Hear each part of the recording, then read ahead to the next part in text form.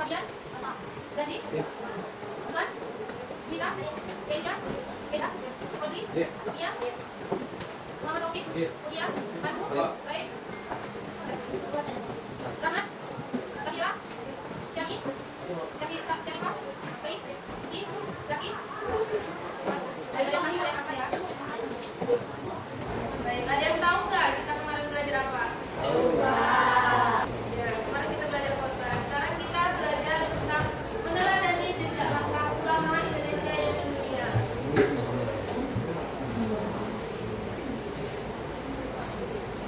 Ada yang tahu nggak sejarah itu apa? Ya, sejarah itu ilmu yang mempelajari peristiwa dan kejadian yang telah terjadi di masa lalu. Ini adalah umat Islam di Indonesia. Indonesia ini merupakan salah satu negara yang mayoritasnya umat Islam. Pada data 2020 ini ada 86,7% atau 231 jiwa. Pada 2024 ada 87,08% atau 245 jiwa.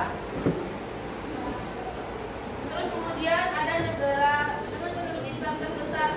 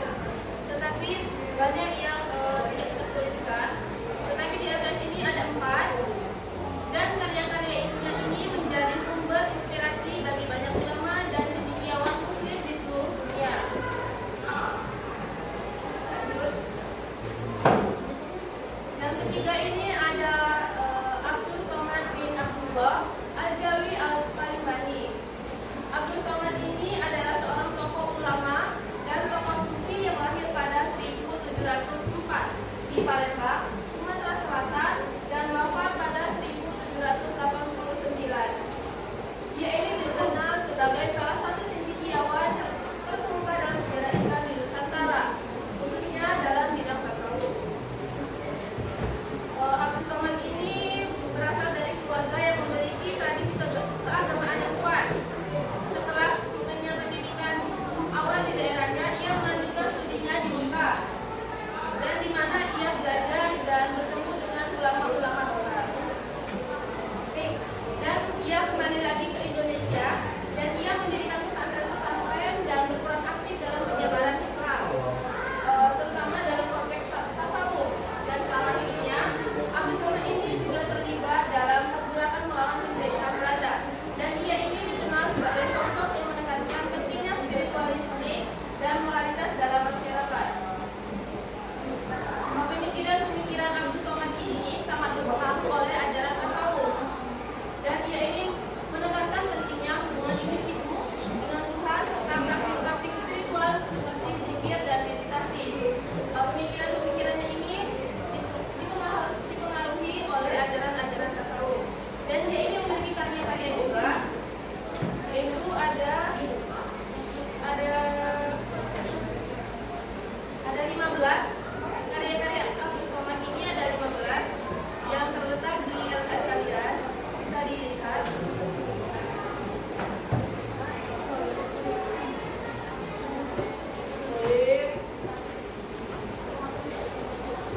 Oke, lanjut kita ke ulama keempat, itu ada Nuruddin bin Ali Al-Raniri. Nah, Nuruddin bin Ali Al-Raniri ini adalah seorang ulama dan penulis terkemuka dari Aceh, Indonesia, dan lahir pada 1610 dan meninggal pada tahun 1679. Ia ini dikenal dengan salah satu tokoh penting dalam sejarah pemikiran Islam di Nusantara, khususnya dalam bidang tasawuf dan akidah. Nuruddin Ali ini berasal dari Ranir, India, dan kemudian menetap di Aceh. Beliau ini menetapnya di Aceh, dan ia datang lagi ke Aceh pada masa pemerintahan Sultan Iskandar Muda dan menjadi penasihat spiritual serta guru bagi banyak murid. Nah, selama di Aceh, ia ini berperan aktif dalam pengembangan pendidikan Islam dan penyebaran ajaran tasawuf. Nah, Al-Raniri ini dikenal karena kontribusinya dalam melawan aliran-aliran yang dianggap menyimpang dari ajaran Islam yang ortodoks. Nah, dia ini juga terlibat dalam perdebatan teologis dengan para ulama lainnya, termasuk dengan tokoh-tokoh sufi yang berbeda pandangan. Pemikirannya ini banyak dipengaruhi oleh tradisi tasawuf, dan dia ini menekankan pentingnya akidah yang benar serta praktek spiritual yang sesuai dengan syariatnya. Ini tertulis juga karya-karya Nuruddin Al-Raniri, itu ada 10, dan karya-karyanya ini mencakup berbagai tema, termasuk teologi, tasawuf, dan Islam. Nah, kita tadi sudah membahas 4 ulama pada meneladani jejak langkah ulama Indonesia dunia. Tapi ada 3 lagi, nanti kita bahas juga. Sekarang ada yang ingin bertanya nggak? Boleh? Berdiri boleh? Ya, mau tanya apa?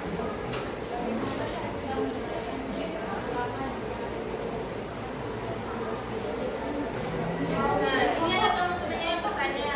Tadi katanya bagaimana sih cara kita meneladani umat Islam yang ada di Indonesia, ulama. Nah, itu bisa dengan kita mencintai ilmunya, lihat karya-karyanya, pemikirannya, terus ada menanamkan rasa cinta tanah air kepada ulama-ulama, terus adanya berdakwah secara damai, seperti ulama berdakwah dengan cara yang damai, terus menghargai perbedaan-perbedaan ulama tersebut, terus kita bisa menguasai ilmu-ilmu agama yang terdapat dalam ulama-ulama tersebut. Ada lagi? Boleh. Assalamualaikum warahmatullahi wabarakatuh. Perkenalkan, nama saya Rahman Muharani. Saya ingin bertanya, puji Tuhan terkait tergantung mayoritas Islam, Bu. Sekarang ada nggak wilayah yang di Indonesia minoritas umat Islam? Nah, ini tadi ada pertanyaan kan tentang minoritas umat Islam di Indonesia. Ini ada Papua, Bali, terus ada juga Sulawesi Utara, ada Papua Barat. Dengan jumlahnya itu di bawah 50%. Dan Bali itu ada 430,9 juta jiwa atau 10,07%. Terus itu ada Papua. Papua itu dengan penduduk 627,58 ribu juta jiwa atau dengan 14,58%. Terus ada juga Sulawesi Utara. Sulawesi Utara ini dengan penduduknya 845,19 ribu juta jiwa atau 31,8%. Terus ada juga Papua Barat yaitu 438,4 ribu jiwa atau dengan 38,15%. Baiklah, berhubung waktu kita sedikit, boleh bagi kelompok ya. Kita bagi kelompoknya itu 4, berbarisan aja biar mudah. Jadi ini kelompok 1, ini kelompok 2, ini kelompok 3, dan ini kelompok 4. Sistemnya itu seperti presentasi, tapi kalian tidak perlu catat. Kalian boleh menjelaskannya itu melalui LKS kalian. Boleh dibaca-baca dulu, Ibu kasih waktu 5 menit ya.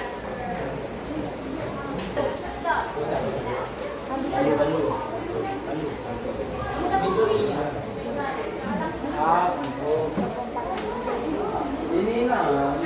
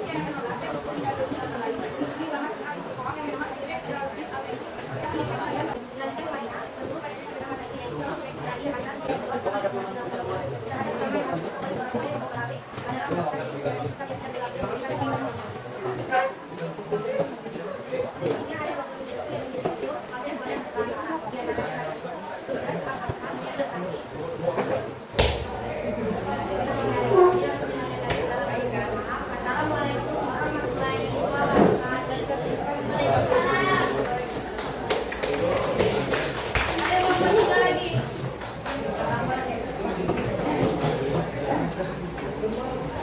Assalamualaikum warahmatullahi wabarakatuh.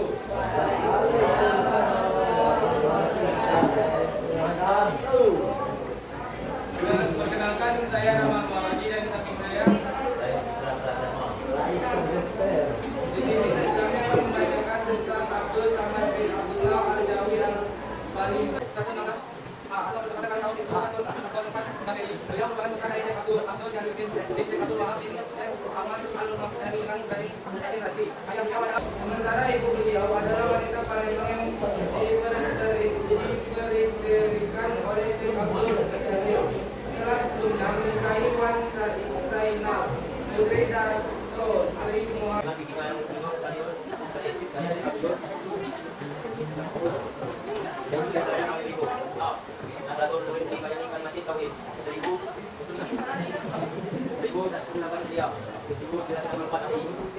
Salam pada menyatakan sampai di awal haji haramkan bagi tiga 1100 pria tahun 2020. Itulah presentasi dari kelompok kami. Kami akhiri. Assalamualaikum warahmatullahi wabarakatuh.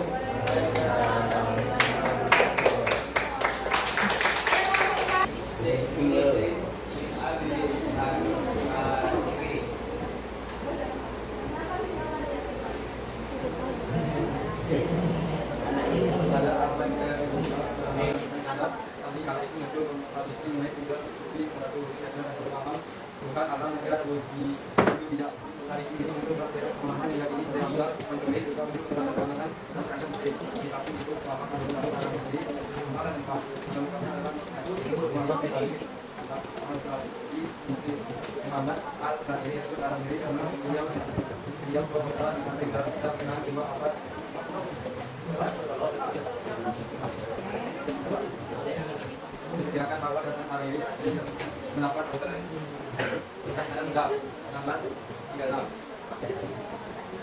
Hal ini dikarenakan yang membawa yang baru kita paham dia pada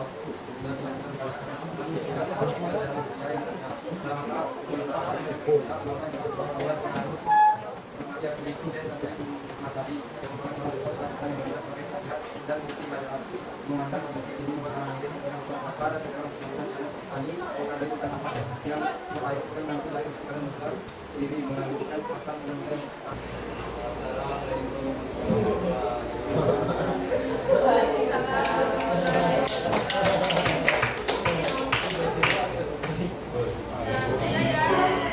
Assalamualaikum Ulama pertama siapa? Ulama Abad Deltain. Yang kedua?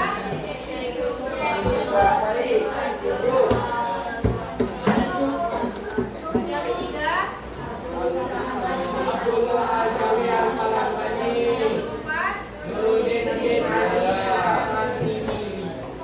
Kita udah membahas 4 dan di minggu depan kita akan membahas 3 ulama lagi. Boleh dong tadi yang